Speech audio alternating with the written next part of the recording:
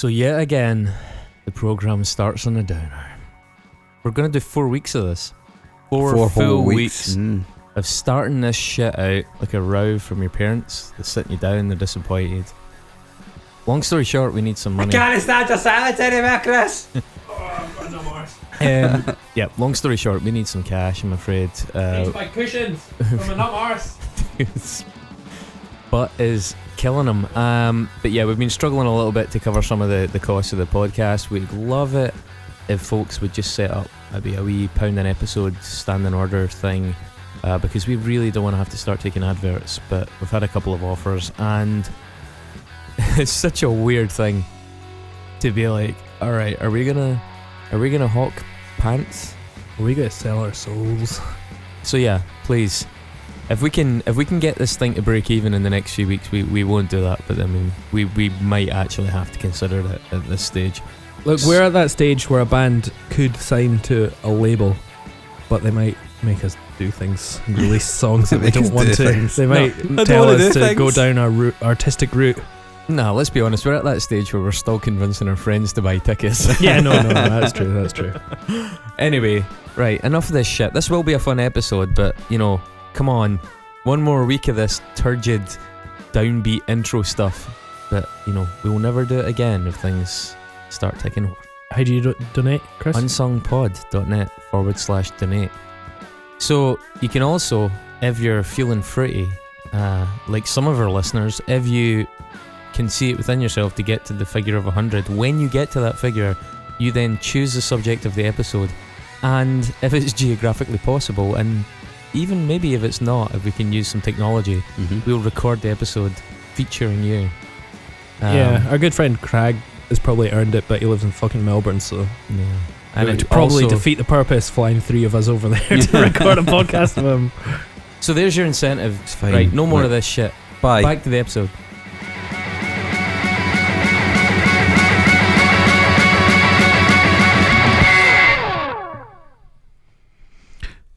Hello guys. Hi there. We're now desatanized from last week's episode. Well, David's probably full of Satan. Yeah, I'm always full of Satan. But the meat substitute, not the actual. Both. Oh, Okay, yeah. both, I mean, why not both? Well, since we've last recorded, I have got a ram tattooed on my arm, Oh, that's exciting. which is a bit satanic. Yeah, you are a bit of a horny devil. Method acting. Yeah, that's actually true. That's happening on Saturday.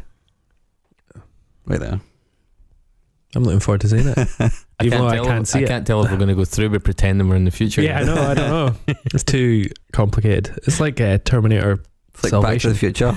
Terminator 4, really. Yeah. when the franchise should have been killed. Yeah, truly. They should have sent somebody back from the future to Really kill the should've. franchise.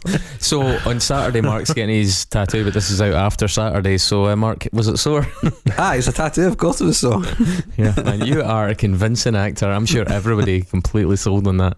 I've just realised that my phone case goes exactly with your socks and t-shirt. You mean the stuff I wore last week, Dave? The stuff that you're still wearing a week later. So Mark is still dressed exquisitely in black and yellow. Like a bumblebee. Like fucking dumbass bumblebee.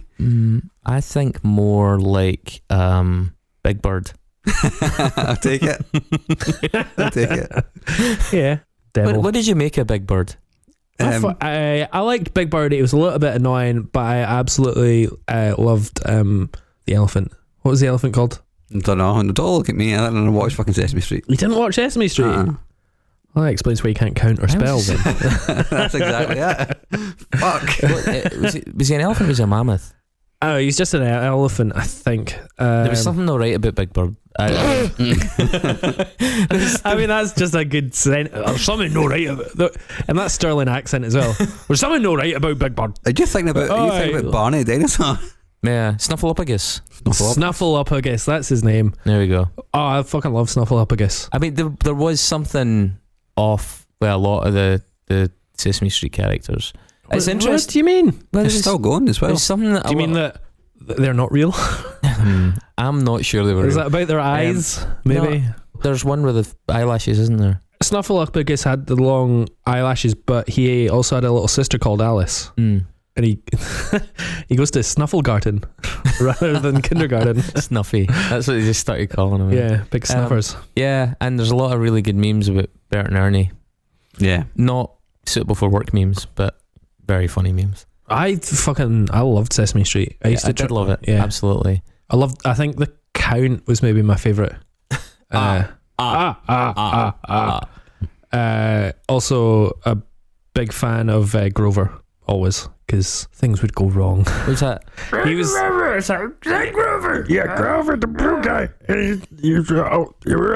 He was always like a waiter or something, and he'd spill things. I was a big fan of Near. I love that shit. Or that thing where they edged the halves of words together. You know, dog, Tor, dog, Tor, dog, yeah, Tor. Did you guys see the AMA the Cookie Monster did? Cookie Monster did an AMA. Yes, the most wholesome thing that I've ever seen. Oh, Cookie Monster. He's like the sort of breakout Sesame Street, along with Elmo as well, I suppose. I think Elmo shrugging is the gift that I've used the most in my life. What was the AMA like? It was basically him responding to everything with how much he loves cookies, or about how you can't have too many cookies because it might make you ill. And it's just, and it's just it's just so lovely and warm. It is like one of the most pure things I've seen on the internet in quite some time. It's truly tremendous. I recommend everybody go and seek it out on Reddit. Cookie Monster on Twitter is also great. He's pretty wholesome. His last tweet: therapist. And what do we say when we feel like this? Me, cookies. Therapist. No. That's actually a good pattern. Man, it was quite an age, because over here we had Fraggle Rock as well. And and you had the Muppets, and you had Sesame Street, and just Jim Henson just kicking the shit out of every other lousy TV show. Every single one of them. Even Sooty had its moments. I'm not sure. Not a sentence I expected to be in this episode. So this week we are going to be talking about www.pitchshifter.com by the kind of industrial drum and bass metal rock punk band Pitchshifter.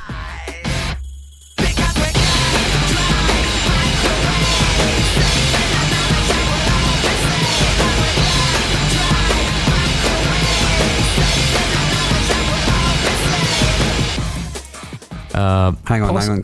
Can we just go back to Cookie Monster thing? I want to drop in some things. We could just do that instead. I just want to drop in some things for the AMA just to illustrate how wholesome it is. Sorry. Do you like your cookies crispy or soft? Cookie Monster. Yes. It's just so good, man. We should have done this in the Weezer episode. Yeah. So that's just lovely. He's a positive vibe nice. sort of guy. Yeah. I have a question. Was Animal a crossover member of Sesame Street and the Muppets? I think it was just a Muppet. I think he was just a Muppet, yeah. But there was a band in Sesame Street that had a drummer. Oh yeah, maybe. Possibly. That's a good point. Because I remember the front guy of the band, I remember him clearly, but I seem to remember the drummer as being Animal. Who were the crossovers? Kermit? Was Kermit in Sesame Street? Yeah. Kermit was always in Sesame Street. Well, I would think Animal was probably the drummer then. Yeah, probably. We should just do a totally different podcast. Yeah, we should. the Sesame Street Nexus. That should be our Nexus from now on. Sesame Street. Man, that would be so easy though. Think about all the people that have been on it. Yeah, I remember as a kid watching Michael Stipe on it, even though I didn't know who the fuck it was.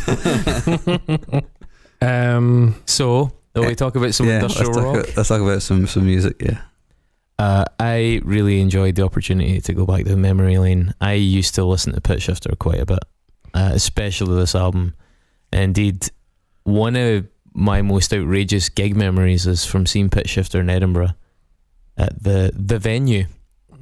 What was the venue? Where was the venue? The venue. It was at the back of Waverley Station. It's now gone. I think it's now Student Flats, just up from Studio 24. Oh yeah. Carlton Studios. Yeah, Carlton. Yeah. Mm-hmm. And it was not a big venue. I saw some good stuff in there. That's the place I had the ticket for Everclear and Feeder joint headlining tour supported by Muse and I didn't go.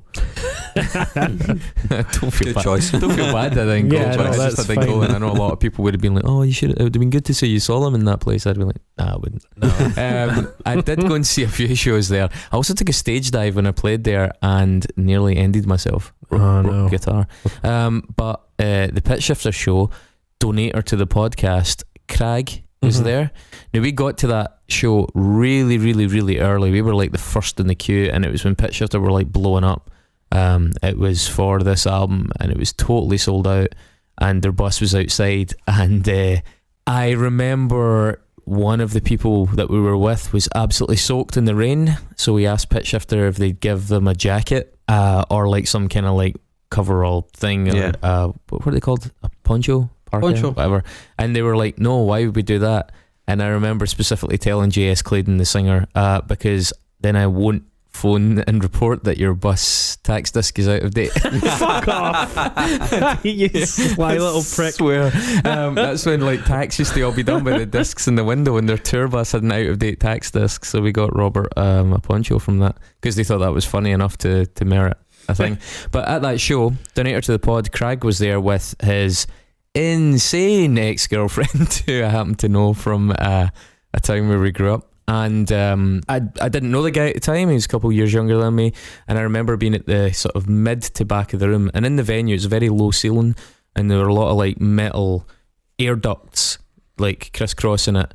And at one point his girlfriend went up crowd surfing, and the kind of mischievous crowd were sick of this girl constantly going up crowd surfing and kicking them in the head, so they just held her and kind of held her in place against the air conditioning so she'd stop being a nuisance. And she was like a tortoise trying to turn over, just kind of pinned against the air conditioning. And the other thing that happened, which was near the end of the show, and weirdly I've asked Craig about this in messaging. I don't know if you know this, because we didn't know each other, and I was like, do you remember that fall you took at Pitchshifter? And he's like, no, what fall? And he took probably the worst fall I've ever seen anyone take at a concert. It was horrendous.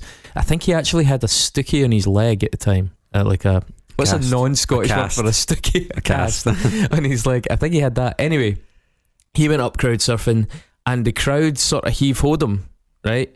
And they heave-hoed him so much that he went over the security and landed on one of those metal fences, and then his neck landed perfectly in the edge of the stage, but his body fell down the front, and the band stopped because it looked so bad.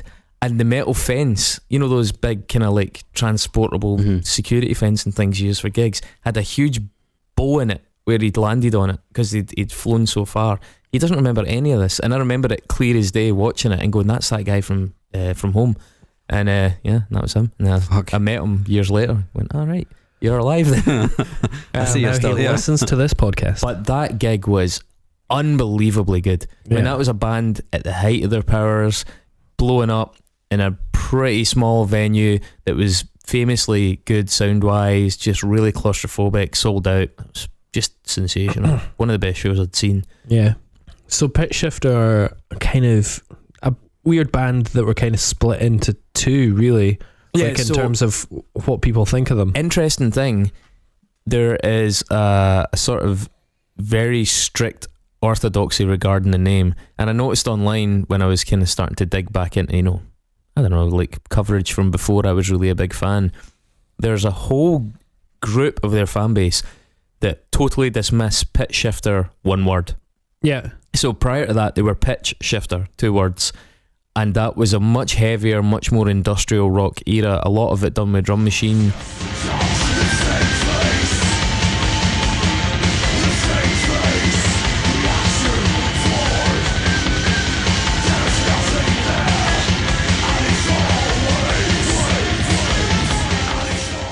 Then they became, for this album that we're covering, Pitchshifter, all one word, and they were like, and then they were disavowed, and since have since been disavowed even more strongly given the subsequent albums.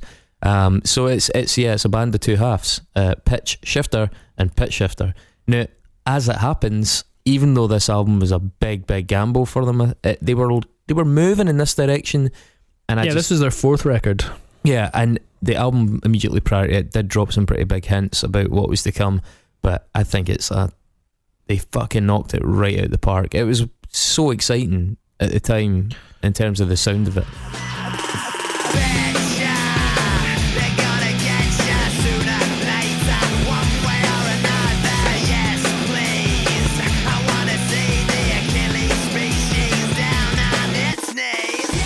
Yeah, now it's interesting that last week we talked about Salem, which was like very of its time, but it was of its time 10 years ago. Yeah. This was very of its time 20 years ago. Yeah. You know, and it's like even the album title, www.pitchshifter.com, is like, yeah, so that was cool because people didn't really know what websites were. Yeah, it's and 1998. things like Yeah, because this was the year I started university. Was it a year, maybe even the year before. And was the year I started high school. Yeah, I started high school. There you go, guys. But I remember clearly when I started, the very start of my time at university, the browser was Netscape. Sorry, the search engine was Netscape. Yeah. And the web was a list of websites. It wasn't a searchable bar. It was just a list of all the websites that there were. Yeah. And this is not, like, this is in that era, and it's really, really strange to think of that. So yeah, having that website, especially having that website with your name, was like, wow. Yeah, it's funny, like as soon as I started thinking of this record, it was just such a throwback to that sort of era of the internet, of like GeoCities and Excite, and totally. before the internet was bought by, you know, the big companies, and it was just a bunch of like, well, it's a little people bit like trying shit out. It's a little bit like surfing the dark web back then, because it's all indexes. You know, it was indexes. It wasn't searchable terms. Yeah. It wasn't about listing and search engine optimization. You didn't have a Google. You didn't have a YouTube. You didn't have anything. It was the first time I'd ever heard of stuff like Aryan Nation and stuff, because I remember just browsing through the list. Of course, you ended up on that. Fucking hell. Of course, but that was really exciting. It was taboo as fuck. You were like, wow, and they weren't blocked because institutions didn't really know to block them. It was so primitive. Rotten.com. Rotten.com, yeah. Ogrish. Yeah, Ogrish. Yeah. But it was really, really fascinating time. But yeah, so Pitchshifter came from Nottingham. They were formed in 88-ish, early mid 89, 89 I think it was, which is crazy because they were about a long fucking time. But they started off as this like two-piece industrial project between Mark Claydon and John A. Carter, who later actually left the band. Mark Claydon stayed in it throughout, and they were like, it was a mixture of guitar, programming, bass and vocals, and very much in the vein of industrial metal, a lot of like electronic drums. They kind of grew up alongside the band Godflesh, who we've mentioned on the show a bunch of times. I'm sure they'll get an episode of their own at some point. Really, really good band.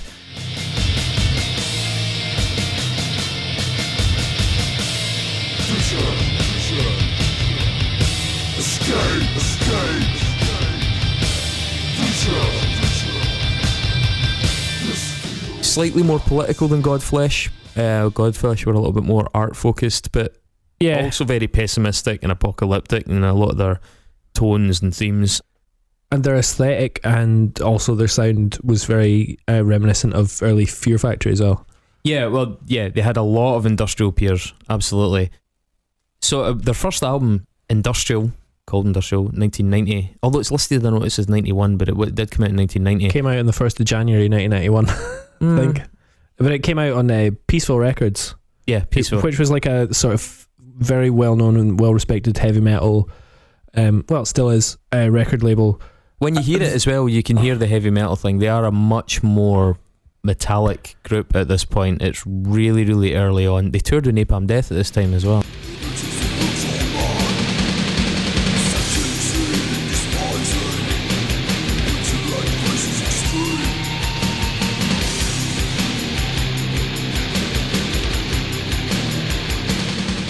Yeah, and it's interesting that Peaceful was very associated with like doom, but also the sort of crust punk scene as well as just like heavy metal. Their main sort of bands were like My Dying Bride, Anathema, Opeth, Catatonia, Paradise Lost.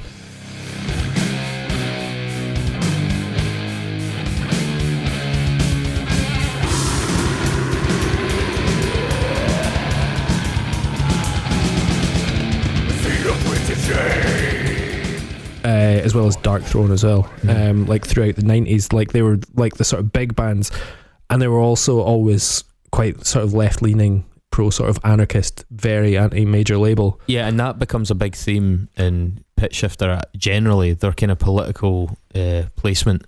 The album was apparently recorded for $500 in what they described as a shithole in Leeds. Now, it's weird actually. I think they were recording this album less than 12 months after Nirvana recorded Bleach. Yes. That's quite weird, eh? Also for $600, I believe. You could get some fucking good sounding records back then for that money. Yeah, true. It's crazy. The cover of the album is a kind of weird shot of Frank from Blue Velvet dying, I believe. But it's also the font use, like the big block capitals, the stretched letters. Of its time. It's very of its time, but it's also like very like, yeah, it's very industrial. And to be honest, that does look like a Fear Factory cover as well. Yeah. Like that. I was a big fan. I'd see those big chunky letters like Helmet and Unsane and Godflesh. They all had this really big, blocky, chunky thing. Really stood out on vinyls. You know, it really, really caught your attention from across the room.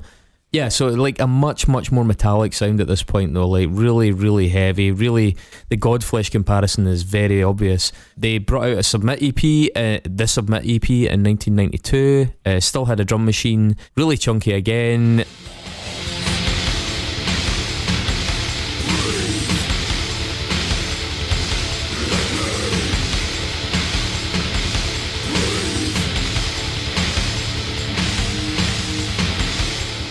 There were moments in the vocals in this one that were even deathier. In fact, there's a couple of bits in it that basically sound like Sepultura at points, which is quite strange. And it also has a lot of Ministry vibes. Now, as much as Godflesh and Pitchshifter came up at the same time, Ministry were genuinely a good maybe 3 or 4 years ahead of them in every step. Yeah, they were the sort of real innovators of it. Ministry had started as a sort of like new wave synthy kind of band. Like they sounded like Depeche Mode to begin with, but they got very, very dark, very, very fast, and they'd already had stuff like Twitch and at least one other after that. It was Land of Rape and Honey, maybe prior to this. I think that was 92. So.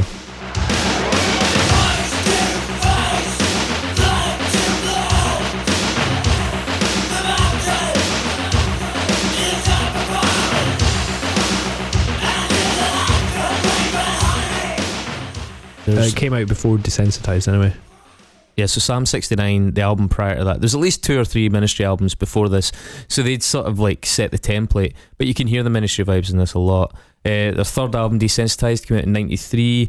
Again, still with a drum machine. This one was a big progression. This came out in Earache.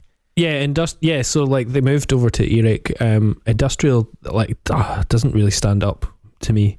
I don't think it's very harsh, but there's not a lot of memorable riffs or anything. You can see the sort of aesthetic they're going for, but Desensitized sounds like a good heavy band.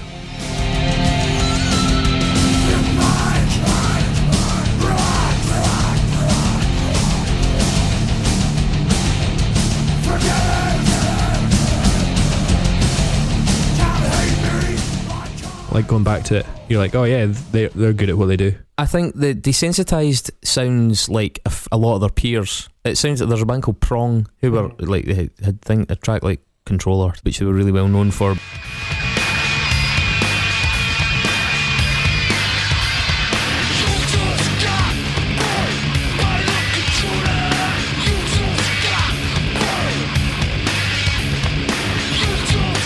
But tracks like Cathode on Desensitized to me just sound a bit of a muchness at the time. What really kind of I think raised them up a level was a tune called Triad on this one, which was like the breakout.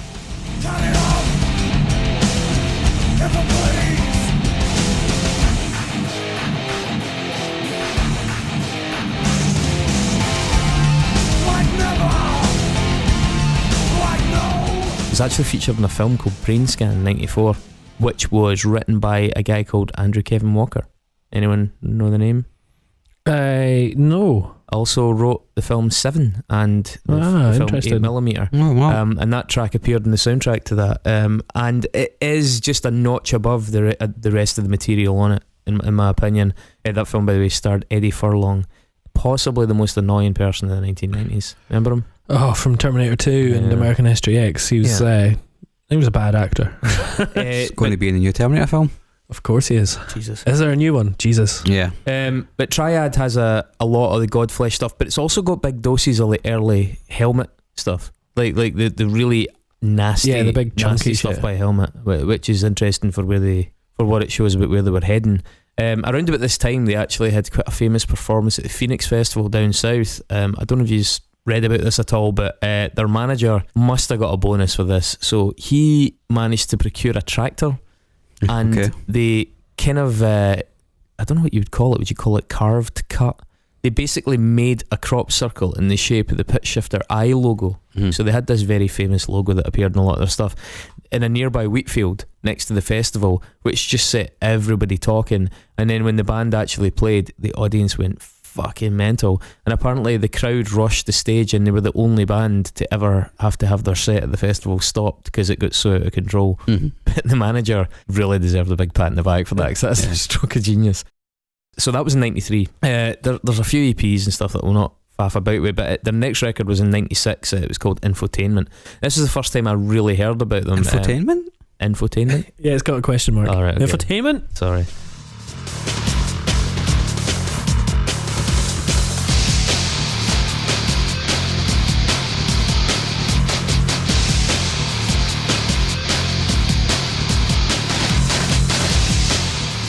And at this point, there's still Pitchshifter, but this is the last time there'll be Pitchshifter, and you can see there's stuff changing in the band. One of the most famous tracks on it is a track called Virus, but I really don't think that track's aged well at all.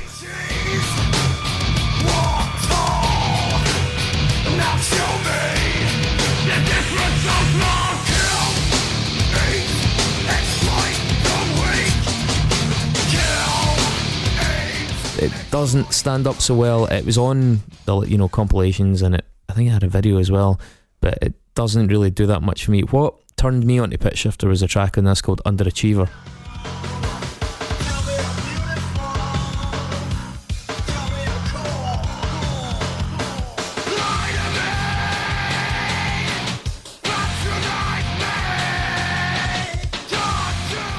Dave, you might remember, was it Metal Hammer? I think it was on. It was either Metal Hammer or Kerrang. I think it was a Metal Hammer one.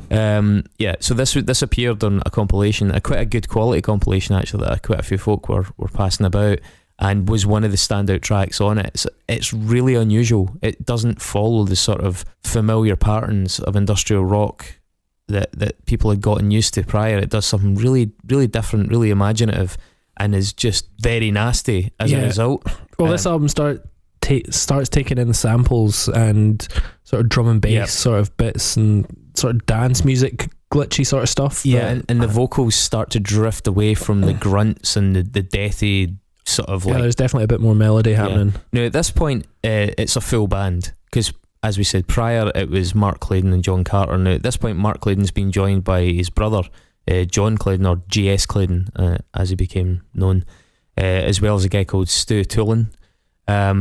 J.S. Claydon, I believe, had lived in France prior to that. He was an artist, used to sell paintings for a living, but then he became part of this band, and that became the definitive lineup.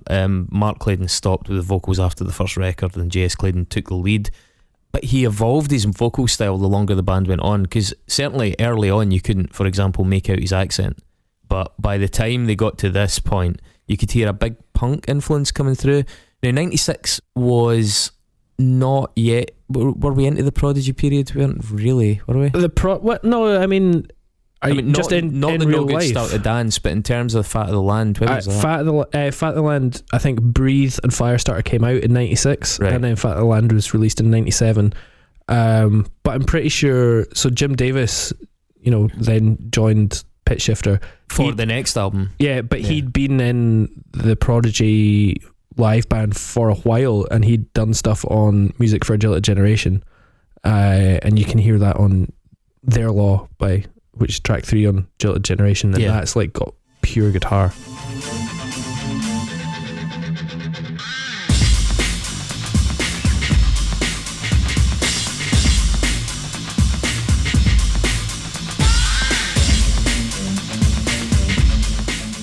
Yeah, and that's Jim from Pitchshifter. Yeah, so Jim Davies joined Pitchshifter for following this album, maybe even for the live shows, I'm not sure. he also brought a lot from the Prodigy. I think they were influenced quite a bit by the Prodigy, and certainly J.S. Clayton as a frontman seemed to be quite influenced by Keith Flint, going for like really simple repeated phrases, and he brought his accent out a lot more. They started to sound like a bit of a kind of classic snotty punk band. A lot of the Sex Pistols thing came through. Yeah, it's one of the notes I've got like on the record, which we'll get to obviously later on. It's like he starts to have that like snottiness of like Johnny Rotten. John Lydon. Yeah, well, funnily enough, you even mentioned like there's hints of Liam Gallagher in his delivery. This is the really weird thing. See, if you listen to the later stuff, certainly stuff on Deviant, their fifth album, you actually hear a lot of it.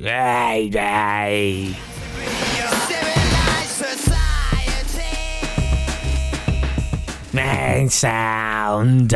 Like you hear like bits of Liam Gallagher appearing in it. But I mean, that's just a northern English man. It's doing his thing. Still strange to hear it though. It's strange to hear that crossover given the music's so different. With Infotainment they had an edition of that came out with a thing called Exploitainment. Did that have a question mark? No. Are you questioning Mark? And that was like a bonus DVD that had a couple other tracks. Well, it was a CD-ROM, and that's something that Pitchshifter were always on top of, and they were always ahead of the game in terms of using technology, in terms of using the internet obviously, but also using CD-ROMs, and it fitted with the aesthetic because they were quite technological. Like they had electronic samples, they had this sort of aesthetic of punk, but like techno punk, and that's what they started to move towards. However, I guess in flying in the face of that was the first album where they started recording with a real drummer, and that made a big change to what they were doing. Obviously WWW came after that, but following WWW in 2000 they did the album Deviant.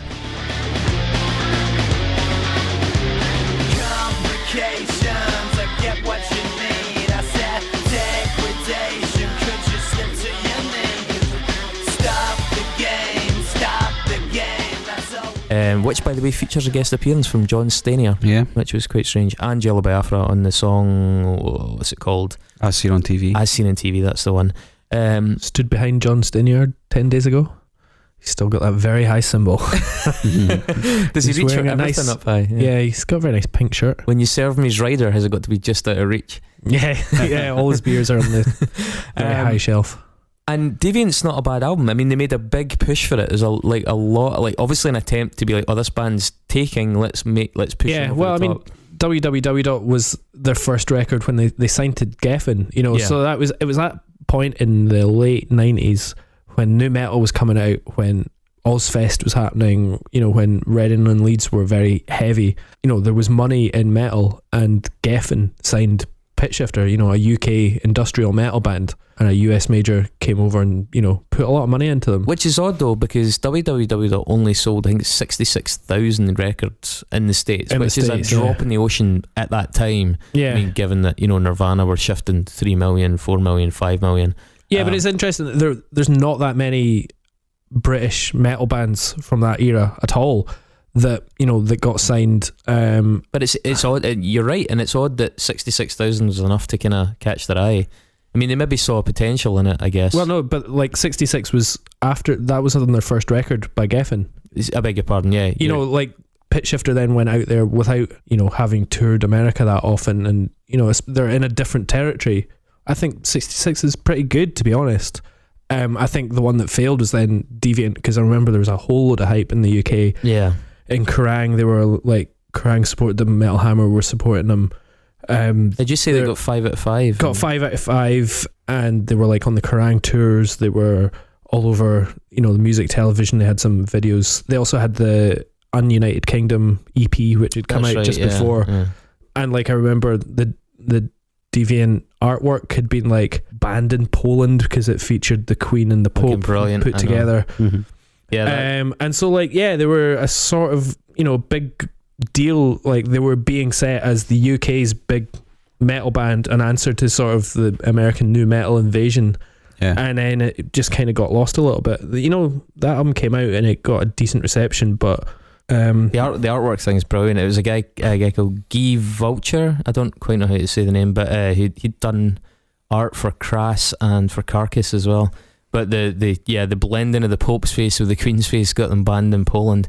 The fucking band apologised. That's so weak. I know, that's lame. It's so lame when you given like when you take into consideration the rhetoric. But sorry, what I should say is when I say it's not a bad album, it's a very average album. It's got moments and it's got a lot of promise, and you can see why the label was probably quite excited about it and willing to put so much publicity behind it and so much money, to be perfectly frank. Yeah, there's a couple of like strong tracks, and I remember Dead Batteries are really good. Dead Batteries good.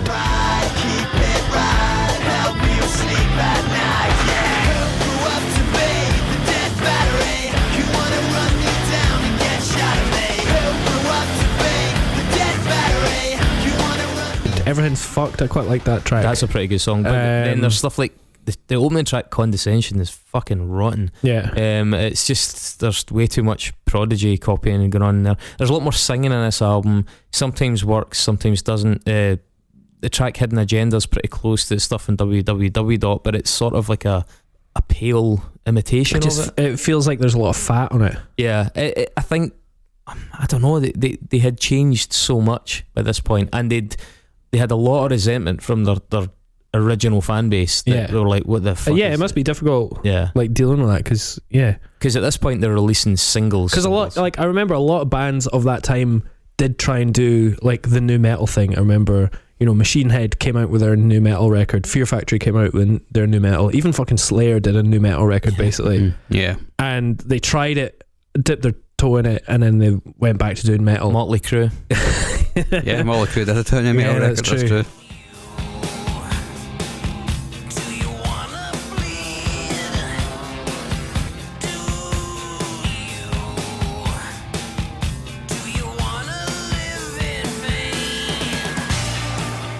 But like, this was different. This was like the band had just changed. They were a different band, basically, even with and they leaned further and further and further into that John Lydon-esque singing, as we said, Liam Gallagher-esque at points. Do you know, there's another band that I remember that sounded a lot like them, and it just popped into my head. Grand Theft Audio. Do you remember them? Oh wow, that's one of those fucking a blast from the past. I think it was on a cover disc sort of band. Yeah, I think one of them was like the guitarist from 3 Colors Red or something like that.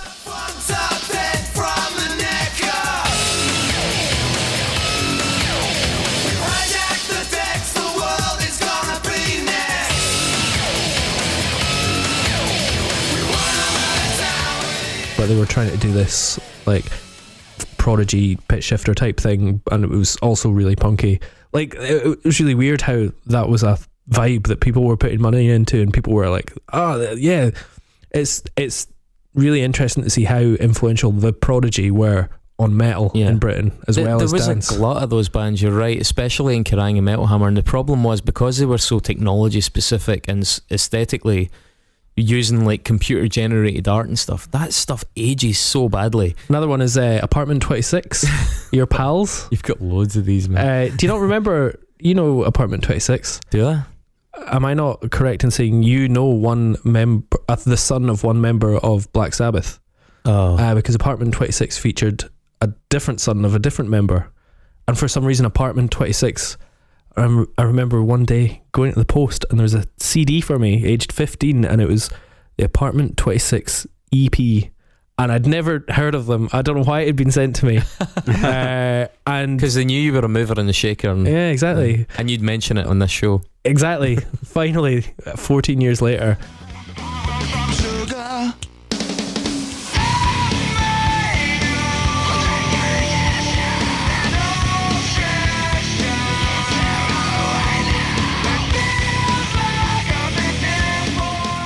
But yeah, that was like a sort of UK based like industrial new metal sort of thing, and it just sounded a whole lot like Pitchshifter, or just it sounded like metal, but they'd heard the Prodigy. When you are trying to be on the cut, or trying to be in the cutting edge, I want to emphasize that, and relying on those kind of aesthetics and relying on like technology, it just invariably becomes obsolete so quick. So I mean, you have to use it in a way that doesn't badly date it, and I think a lot of those bands or you have to be bigger than the date. You have to sort of be timeless with it. Yeah.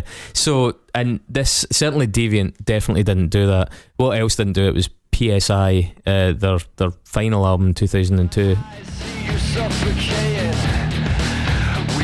our chances, well it's always a start.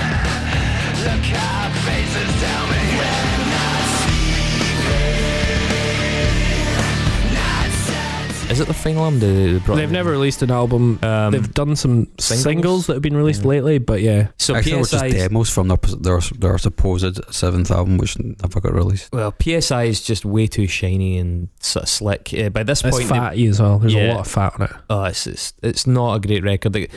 On the nose, it got 2 out of 10 in NME, and to be honest, it's probably about right. It wasn't on a major label because obviously they'd had their shot. They hadn't broken any kind of records. I think it was 30,000 they sold in the States for Deviant. You know, there's even bits in this that sound like the kind of later, slicker bits of Korn. It's really weird. It is very far from where they started, and they've way overshot the mark, if you know what I mean. And so going back to www. That for me is a combination that's really good, but not massively outstanding industrial band, because there were a lot of industrial bands incorporating something, taking a big chance, and it actually really paying off. I know loads of people are sort of are nostalgic for those heydays of old Pitchshifter when they were my band and they were much more of a genre thing and much more of a niche thing.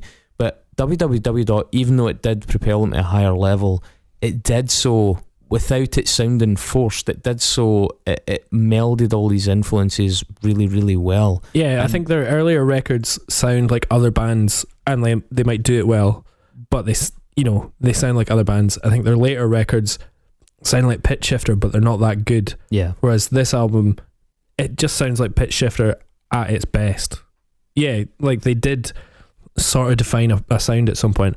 Mark, when you must have heard them around the Deviant era, would have been. Deviant era, yeah. Like Hidden Agenda was a big one on Dead Battery. I think. Dead Battery was on Crying TV a lot of the time. When I would have been like 16 at the time. How did you feel about it? Because you were a punk. It was just sounded like new metal to me, even though that definitely wasn't. But at the time, it just sounded like it was a part of everything. A bit like Fear Factory, who I had more familiarity with.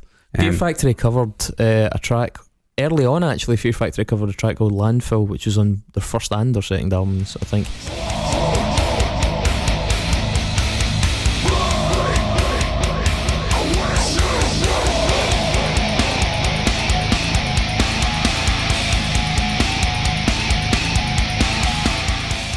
It's a pretty stinking song, to be honest. It is fucking industrial landfill. But Fear Factory. I was never a big Fear Factory fan. Neither was I. But there are some fucking great Fear Factory tunes, but they're never the ones that I should like. I'd only heard them again through music TV and stuff like that. So, but they were obviously much. What's that Fear Factory tune that goes?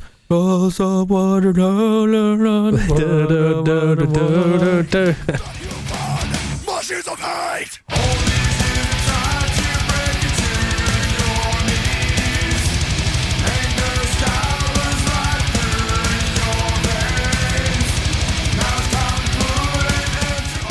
I can't remember. Oh man, I mean, I could talk about Fear Factory for a long time. I'll bet you could. But like, I ended up staying up quite late the other night watching old bands at their best, and like, there's a live session of Fear Factory, like early 90s. Oh my god, the chug is unbelievable. Like, Dino's a total riff monster. Yeah, they were so tight. You can see why they covered Landfill, because the early stuff by Pitchshifter is chock-a-chug blocked. Yeah, you know what totally. I mean? It is fucking full of these like staccato pulled kind of riffs just off time. That like loads of metallic edge in them early on. So it does make sense. I just think that song is fucking chronic. Yeah. The lyrics on it are brutal, which is in contrast to what they started to do later on. So you mentioned it earlier on. They were always very left field, and what's that record label called? Peaceful. Were always quite left field in the bands they backed as well. Like, so Pitchshifter certainly, as he developed, got this stronger and stronger and stronger thread of quasi-anarcho, certainly far left politics, which at times was really, really interesting. And certainly on Infotainment, the album cover was from like They Live and that sort of thing, you know, so it was quite culturally aware. Yeah, there was a lot of nods to that kind of culture, absolutely. I think at that age, I look back in that age, and certainly I'm definitely well left of centre, but I do think some of the stuff that I bought into at that time, it makes me cringe a little bit, because I do realise as well how much of it was being sold to me, which is ironic. Absolutely. I mean, there's little more ironic than Pitchshifter constantly banging on against capitalism but signing to Geffen. Yeah. I mean, that is, and I know it's the Rage Against the Machine phenomenon as well, but it's hard to swallow in retrospect. That they were. Yeah. I mean, I like tracks on this album, like Secondhand and stuff like that are quite on the nose, left wing, like very, sort of anarcho, sloganeering. Sloganeering, and I'm like, fuck, I think I literally wrote those lyrics when I was 16. Yeah, totally. You can see how it hit its target. I mean, there wasn't a lot of that though. There wasn't a lot of overtly political punk. These guys were obviously big fans of stuff like Crass and Discharge and a lot of the anarcho scene when they were younger, and certainly a lot of the industrial scene came from that scene as well, via Crust and via like bands like Napalm Death, who they toured with early on. So a lot, like the big left-wing messages were there, and I don't doubt for a minute that is ideologically where they sat, but I think they sort of like held their nose when it came to hypocrisy that was maybe evident in a lot. I mean, certainly when they were doing the bigger tours, they weren't booking with ethical touring companies. They weren't particularly discriminatory in the venues that they were playing in. But I think once again you kind of have to maybe look at the historical context of where they were. They're coming up during the 90s, which was the sort of this golden era. Fukushima said it was the end of history. Like, everything was comfy. We had Clinton in the White House and we had Blair in the... Yeah, folk getting impeached for lying about blowjobs. Yeah, exactly. Quaint. Life was fucking majestic for the West in the 90s. And so for an angry teenager who was like, I think the system is fucked anyway, this was like really on, hit home. But like overall it maybe didn't hit the mainstream sort of thing that it could have, because to be honest, people were actually like, I don't know if there is actually that much wrong with the system, because I'm having quite a good time. And they certainly weren't the only ones doing it. I mean, I've mentioned before, Ministry were guilty of that. When I went to see Ministry, their visuals, as much as they're entertaining, are incredibly on the nose. The projections of George Bush morphing into Donald Trump, and like all this kind of stuff. It's like, yeah, I get it. Thanks. Yeah, absolutely. I have read one Chomsky book. Thanks very much. Totally. And there's so many, like, I mean, I don't want to shit on Bill Hicks. I really love Bill Hicks. It was really relevant to me when I was younger, but there's a lot of the messages in that as well that seem really glib now. And I think a lot of the lyrics in Pitchshifter are quite glib. Low-hanging fruit, sloganeering, as you say. And yeah, www does have a fair bit of that. But in amongst that, it also has some really interesting ideas. So yeah, will we talk about it? Go for it. Mark, before I even dig into the songs, man, overall, what did you think of the record? It was fine. Yeah, it didn't bowl me over. It wasn't really what I was expecting. I was expecting something more new metal, just because of my own kind of false memory with the appearance of them, which is fine. I was young. That shit happens. I wasn't quite prepared for how great his voice is to me. Mm-hmm. He does put a lot of like that punky character into it that is like quite theatrical, isn't it? I think that is one of the things though that really marked them out for the crowd, and I can see how that might be like Marmite, but I do also think it's a big part of who that band became, because it did emphasise their punk credentials, and that was clearly something they wanted to lean towards. I saw them touring with Bad Religion later on. That was something they were trying to push towards, to get away from the stodginess of the metal and become and represent that kind of punk, the punk roots. I guarantee the Lost Prophets will have played with these guys, because in the first Lost Prophets record, Ian Watkins sounds almost exactly like him. Yeah, probably. That would make sense. I mean, Pitchshifter, Nottingham, early 2000s. I can imagine them playing Nottingham Rock City together, no doubt. Probably on the Deviant tour, I'd imagine, which is quite ironic, really. Probably around about that time. They toured. Did they not play with Funeral for a Friend at one point? Funeral for a Friend. I mean, yeah, they basically all these UK bands of a certain did a tour era that incorporated. It was actually a bunch of bands that were coming up at the time, so they may well have been one of them. Would have been but that, Funeral for a Friend were one of those bands. Yeah, so I mean, Earth Tone 9, that was another one. Earth Tone 9 are like quite akin. They were a bit more Tool-y though. Yeah, Earth Tone 9 went down like the sort of Tool route rather than the sort of industrial route. They toured together quite a lot, Earth Tone 9 and Pitchshifter, and that's another band you should probably check out if you're looking for a nostalgic sort of riff. But on the whole, man, like this record, they had some good points on it that I enjoyed. It was too Prodigy for me, but Jim Davis was in both bands, so the guitars and there's a lot of Keith Flint and Foreman James Clayton vocals. I do. You do hear it a lot. You hear that, the Firestarter especially, that kind of thing. You hear which that. was like a huge sort of cultural phenomenon in the UK in the mid-90s.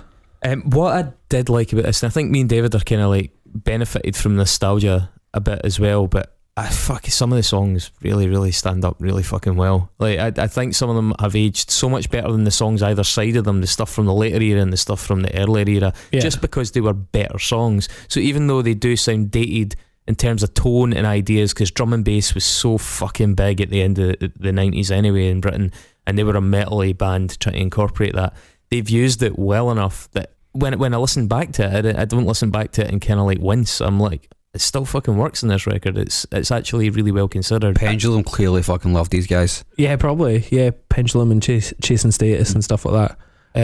So they had a guy called D. Walters who played live. I think that the drums in the record though are probably programmed, but they did have a live drummer. And the first track, Microwave, just starts straight in with a drum and bass line.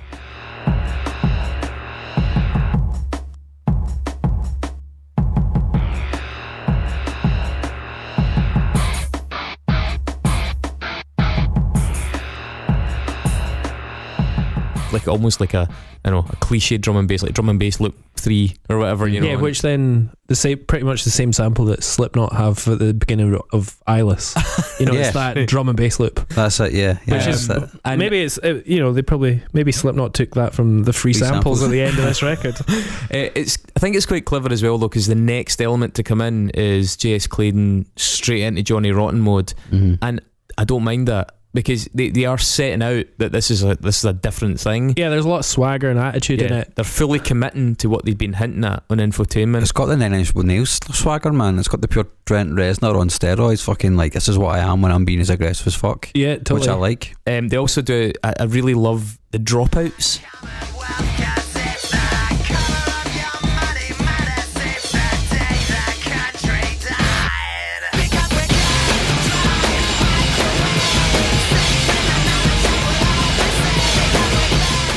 Do you know what I mean? They do this thing with the drum beats, just it builds up, drops silent. Yeah, that's a total drum and bass thing. It's a really nice technique, and they use it really well in that. And then at the end of the track as well, they've got pretty much the same structure, but they add this kind of carol arm guitar line that just lifts that last chorus really well. The chorus is basically just him going microwaved, but like I don't know, it's the peaks of this record.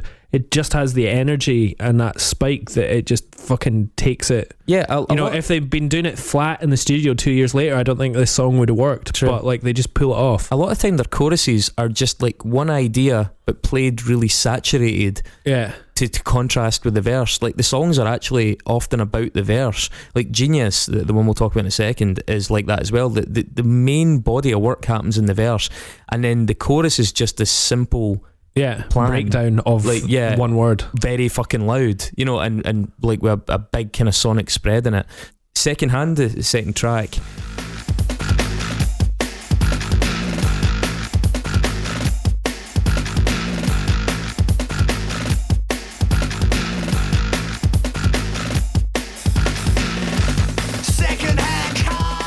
I think that's another kind of fairly effortless incorporation of drum and bass. Probably why they put it in as well, because it does feel very easy in the mix. Now, lyrically, that's one of the ones that's very on the nose, and also his vocals are just a little bit annoying in it, because it's like, this is also that thing though. Now, when we were listening to this before the Mark got here, right, I kind of clicked the fact that, and I've never noticed this about Pitchshifter, the backing vocals are so fucking catchy, and this is one of the tracks where you end up singing the second hand, like you end up singing the backing vocal.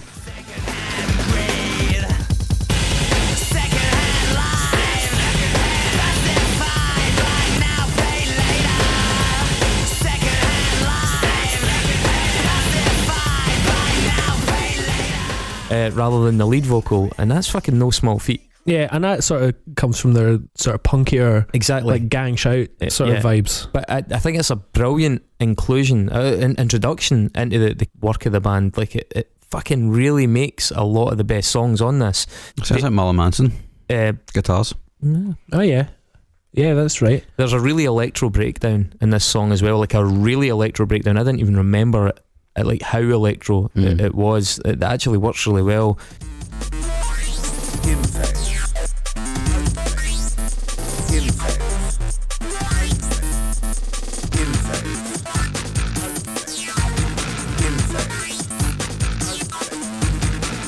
and the fucking bass guitar in this song as well just sounds like a tractor.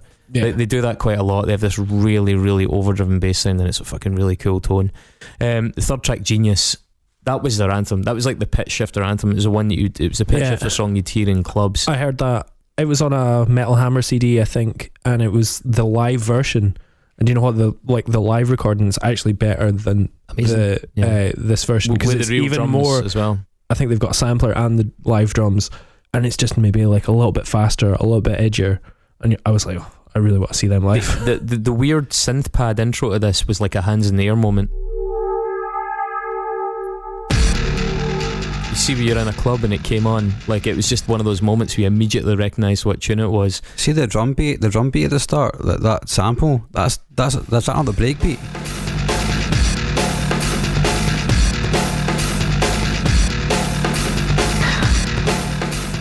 Right, like the aim and break. Yeah.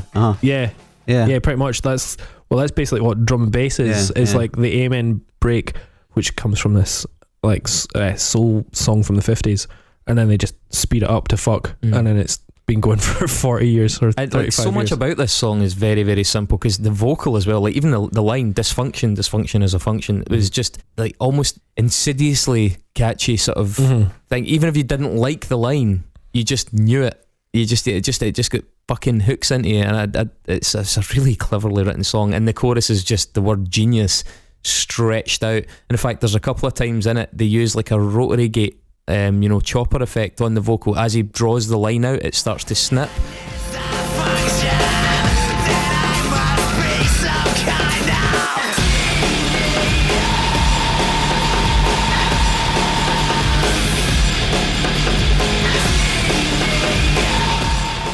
It's a really fucking cool effect.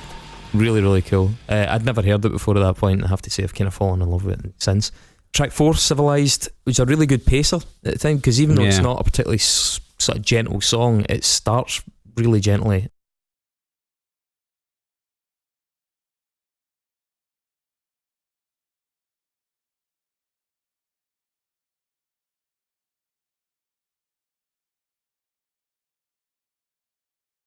Shows a kind of side to the band that I don't know if they'd ever shown before. And it's maybe a bit, when I was listening to it again for the first time, I was like, oh, this is a bit generic nu metal. Actually, this is like the most nu metal it sounds, I think. But then like the chorus is actually really good, and you're like, oh, I didn't expect that. It's way more upbeat and like a bit funkier.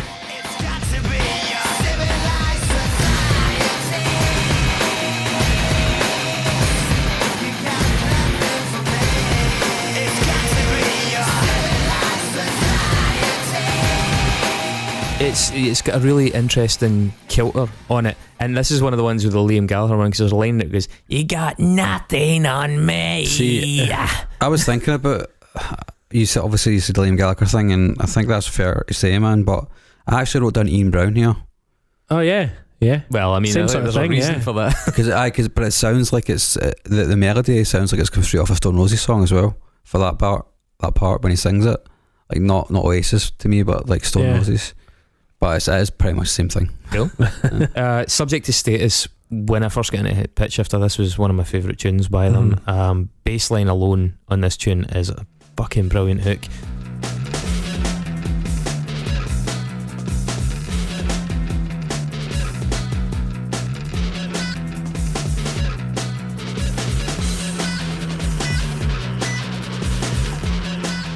And it's got a great chorus. I really love that kind of weird chopped drum like snare fill thing that stops it every time.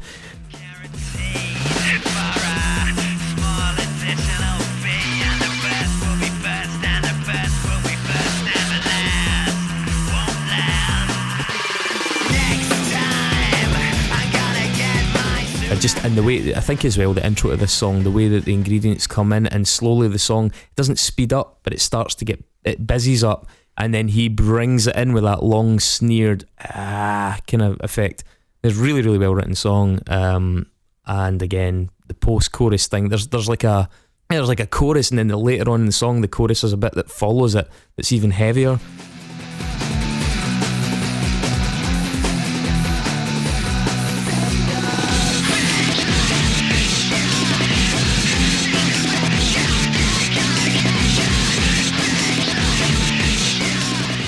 yeah, it's just a really nice bit of writing.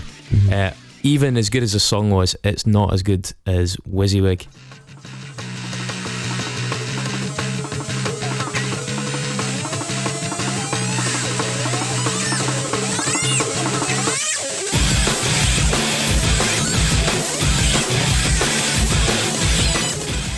Fucking love this tune, man. I remember this one from the show, and the room went absolutely fucking bananas when they played this. What you see is what you get.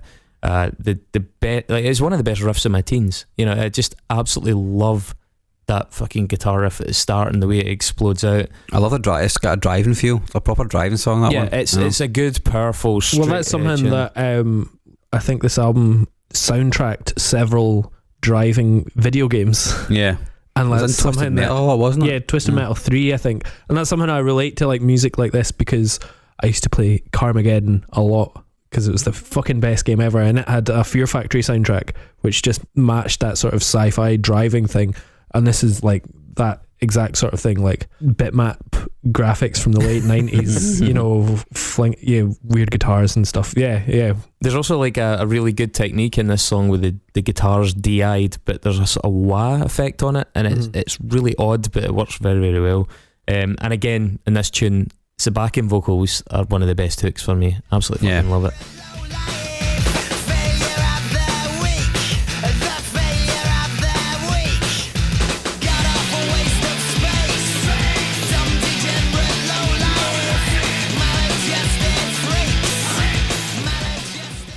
Please Sir, Dave and I both at the same time noted that it starts like Placebo.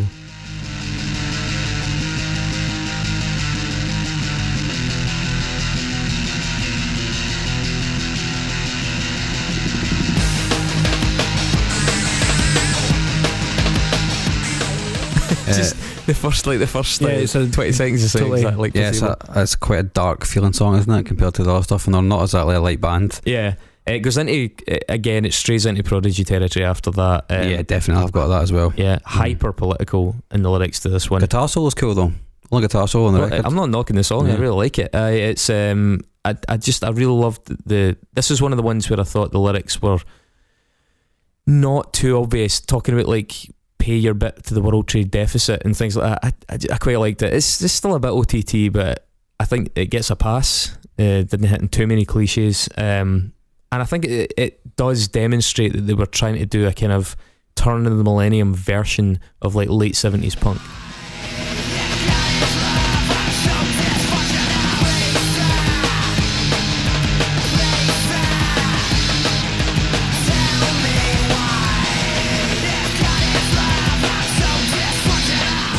Like it really conveys that side of what they were trying to develop about the band and what they were trying to move away from as well. Disposable is that cheeky wee acoustic.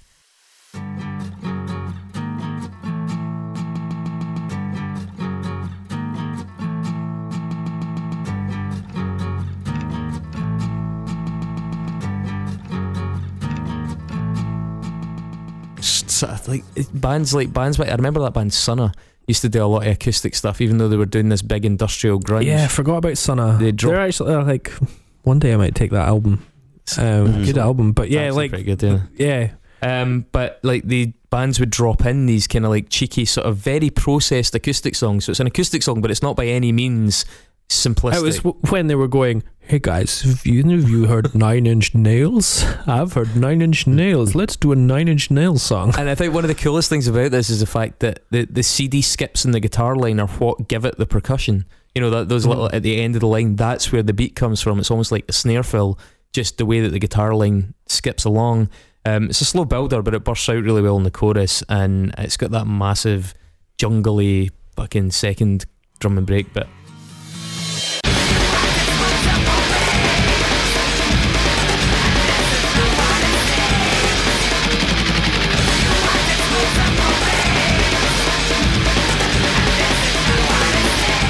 Yeah, drum and bass second chorus. When it gets frantic around about a point, it's great, and it's got a proper sub drop as well, man. When the big riff comes in, it's pretty cool.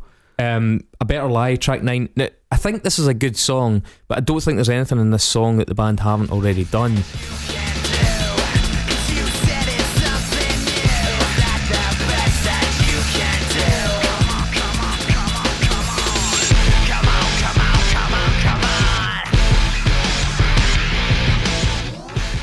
And I would concede that I think the album doesn't end nearly as strong as it starts. I'd agree. A Better Lie is a good song, but it's maybe the kind of song you do expect around track 9. What it feels closest to is Deviant, which is a good template executed well, but nothing that makes you just fucking jump out your seat the way you get with WYSIWYG or the way you get with Genius or the way you get with Microwaved. But by no means bad. Certainly I wouldn't fault the album massively for it.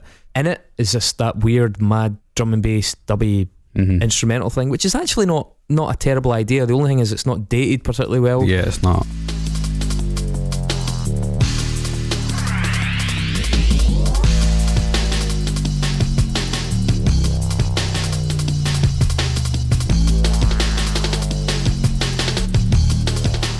You know, yeah, stuff like that, unless you're fucking Aphex Twin, stuff like that can date very quickly. Exactly. What's in it for me? I don't know. I thought it was kind of forgettable, to be honest. Yeah, I think the problem is the album is starting to stretch out at this point, and it's a little bit dated. What's in it for me? Yeah, what's in it for me? Yeah, what's in it for me? 'Cause that's what really matters. The sampley stuff in it, I don't know, but considering it does give you an opportunity to reality check how far away they are at this point from their early career, and that alone is fascinating. So if this had just come out, you'd be like, fucking hell, this album is never going to be, at no point is it going to revert to type. This is what we are now, this is what Pitchshifter is now. And I think that's pretty interesting. And it's got a couple of nice wee industrial bursts. They don't realise they're just in there to fuck with a wee bit, and there's some good lyrics in it. And then well, in my version at least, track 12 is the banging samples list of 1 minute 43. But that's like their sort of anarchist sort of thing. Yeah, you know, hey, here's the samples that we use, make your own thing out of it. Yeah. Even though on a CD that's really fucking difficult to do in 1999 because you can't copy that. It's more about the gesture, isn't it? It's more about branding. Now you guys listened to a version of so that had 2 extra tracks, is that right? Yeah, so I don't like it. Can I just point out, I was using my original copy that I bought in 98 or whenever. So I don't like it.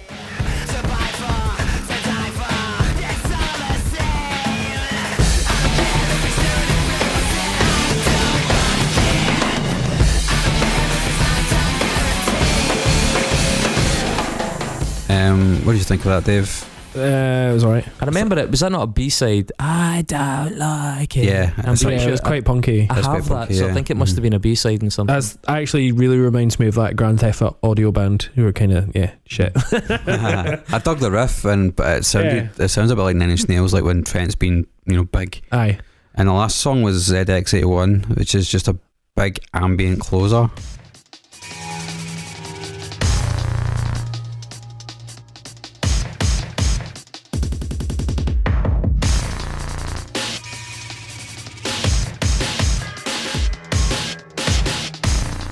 It's the same kind of motif that repeats. Yeah, I can see why they put it on, because it's like a sort of fitting closer to the record. It might have been sums it up a little bit. Better option to do that than the last 3 songs, if you know what I mean. And put that in as track 10. Yeah, there's a laugh towards the end which comes in, and it's quite creepy as well, which is quite cool. I'm a big fucking fan of this album. Honestly, I was surprised when I took the spin and said let's do it. I wasn't sure if it would really translate, but I stand by it. I think it's a really good record. So do you know what's interesting is that this was the first record, it was produced by Machine, who's then gone on to do stuff like Clutch, Protest the Hero, Lamb of God, 4 Year Strong. 4 Year Strong. But this was the first, he'd done a White Zombie single in 1996. Then this was the first record that he'd produced himself. Really well produced album.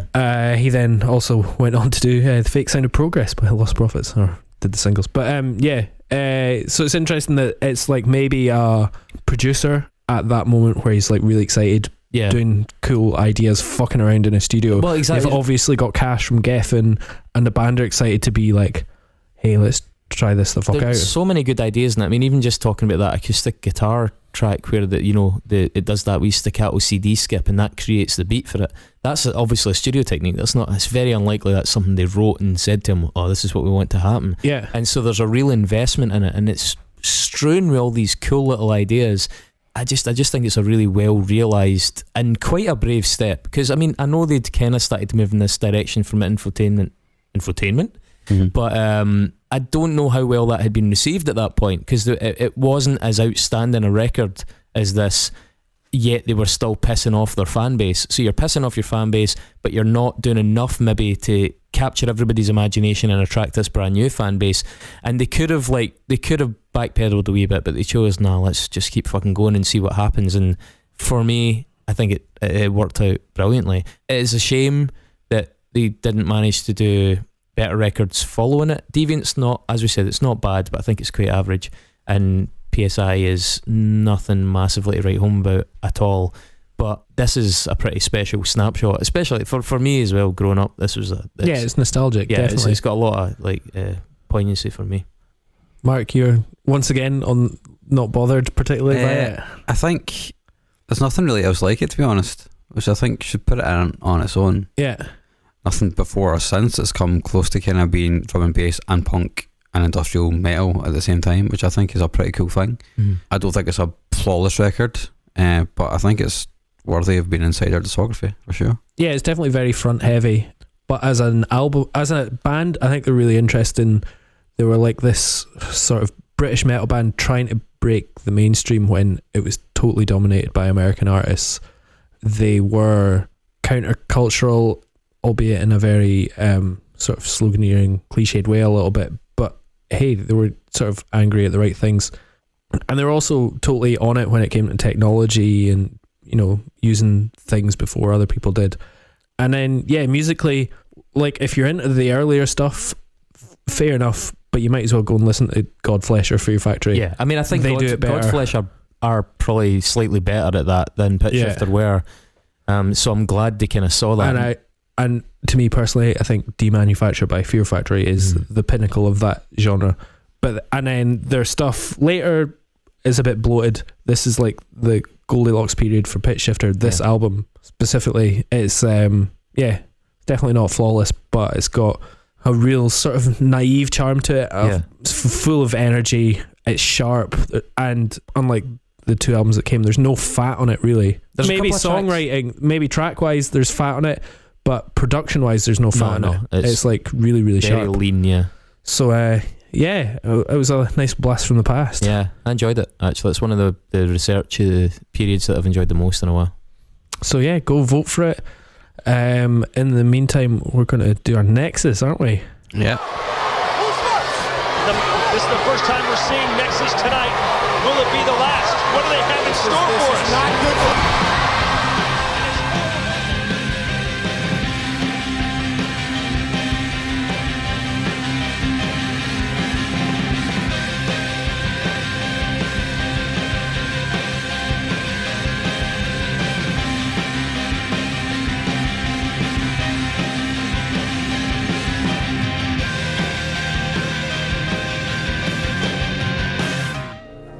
Why am I here? You're in the Nexus. This is the Nexus. For you, this is what you want. Okie dokie, that means I'm up. And you've got to get to Leather Nun.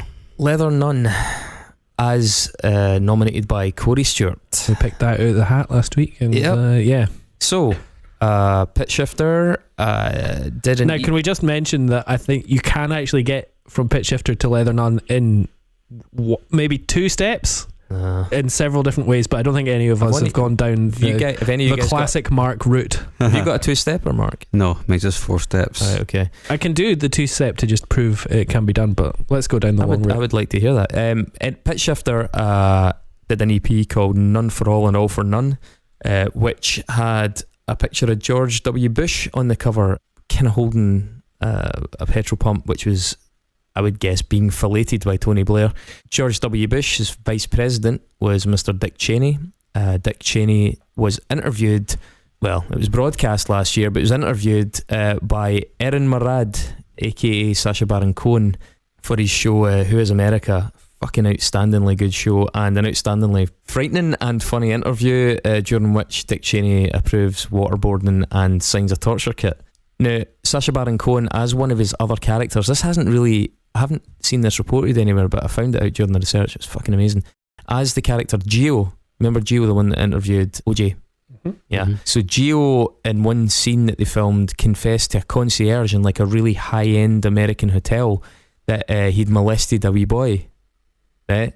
Confessed it in a kind of, it was meant to be a sort of triggering joke thing, expecting disgust. Now it's a hidden camera. The concierge offers in return suggestions on how he can make that problem go away, and even says he has a specific lawyer who he can refer him to that can deal with that kind of thing, bearing in mind that Gio in the character is this multi-millionaire.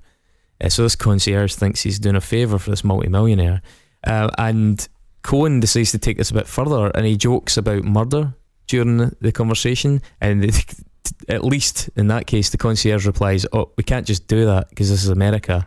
But as the final part of the joke, I think he chances his luck, and he says, Gio, the character, says or asks for help getting hold of some company for the night, and the concierge replies, "What age?" And Gio, Cohen, replies, "Well, lower than bar mitzvah but older than 8. And the concierge's reply is, "Oh, well, I know a guy who can help you get something like that." Cohen was so appalled by it. It never made the show. He handed the footage over to the FBI so that they could investigate it, because they felt they'd kind of stumbled across a ring of some kind. Yeah, exactly. Now I don't think the prosecution ever went anywhere, but as far as he was concerned, it was all genuine, because he was, it's hidden cameras. You've seen the show, I'm sure. Anyway, but not entrapment technically. Well, see, that's possibly why it wasn't able to go anywhere. But he handed over the footage to the FBI anyway. Now, as one of his other characters, Ali G released a single called Majoli with Shaggy. A true classic. And the video for that was directed by Jonas Åkerlund, who had also done videos for everyone from Satirican to Madonna. And in his debut movie, Spun, which featured Mickey Rourke, Jonas Åkerlund featured the music of Leather Nun. That's why I have to. Only I've went Jim Davis played guitar in Pitchshifter, he also played in Prodigy, and Jonas Åkerlund directed the video for Smack My Bitch Up. Oh, it's quick. Well, I mean, I can go very quickly in that John Clayton started a side project, or after PSI started a band called Doheny with Billy Morrison from The Cult, and The Cult's vocalist Ian Astbury met with Jonas Åkerlund at a Leather Nun show, and talked about Leather Nun because they both love Leather Nun so much. I've also got a big long one that well, you do say so yourself. Mark from Pitchshifter joined and created a band called This Is Menace. Oh yeah, I remember This Is Menace. With guys from Carcass, Napalm Death, Sixth, Funeral for a Friend, Earthtone 9, and on that This Is Menace record, one of the vocalists included Jazz Coleman of Killing Joke, Casey Chaos from Amen, and also Charlie Simpson of Busted. Charlie Simpson of Busted, Fight Star, and also Fight Star. Fight Star's Grand Unification record, Part 1, was produced by British producer Colin Richardson. Colin Richardson's also done loads and loads of stuff like Uber producer, I think we could call him. Built from a Valentine, As I Lay Dying, Devil Driver, Biffy Clyro, and Sepultura, obviously famous for their former singer Max Cavalera, who's also in Soulfly. Soulfly's Jump the Fuck Up featured a certain Chino Marino and Corey Taylor, I believe. Yep. Soulfly not take their name from that Deftones song on Around the Fur as well. Yeah, that's right. Deftones, of course. Chino Marino was in is Deftones, and Deftones signed to Maverick. Madonna's label. Maverick is Madonna's label.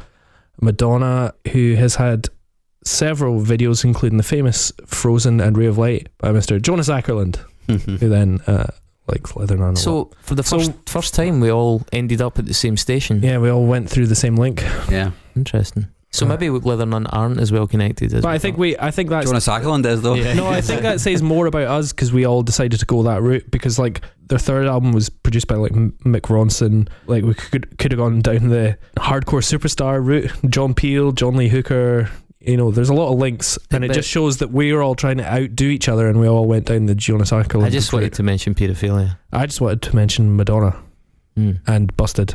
Cool. Nice work. Yeah. Anyway, great. Thanks very much. David, who are we going to do next week? I believe it's Mark's choice. Okay. Mark, who are we going to do next week? So I'm going to pick the oldest record we've done so far, Mothership Connection by Parliament. Now, just to put this into context, I'm not talking about Parliament Funkadelic. I'm not talking about all of George Clinton's projects, because we could be here for an entire 100 podcasts, but I'm talking about just Parliament, who only have 8 albums. They only have 8 albums, so as that's opposed fine. to Parliament Funkadelic, who've got like 30 plus. Or George Clinton, just overall. Yeah. I'm going to have to learn a lot this week. Well, the good news is this album is only 38 minutes long, so. But his career is fucking 50 years long. No, I don't think we should go down that route, because we could be here for fucking ages. I'm down with that. We could do so do you the Funk Anthology. That's coming up next week. Gonna be here every week for the next 20 years, just doing funk. Do you want to dig your hand in the bucket and pull out the Nexus? Yep, the Nexus. I've got a choice. I've got a selection. You guys' names are still in this Nexus pot as well, by the way. Yeah. This is a big one. Friend of the pod, Benjamin Power. Benjamin Power. We're gonna get from Wesley Snipes. Oh, he's chosen it. I mean, I thought you meant we had to get to Benjamin Power. I was like, all right, that's cool. So He's a musician. George Clinton to Wesley Snipes. That seems really easy. Why is that, Mark? Because they've both been in jail. Yeah. Because I'm pretty sure his soundtrack to films that Wesley Snipes have been in, so. Yeah. It's feeling more like time with Donald Trump. Oh, does that mean we get to talk about Passenger 57 next week? You very well could. I mean, there are many more. I know, but that's his most underrated unsung film to me. It's Bet on Black. Well, good choice though, Mark. Great, thanks. That'll be a busy week. Yep. Oh, must be some kind of genie.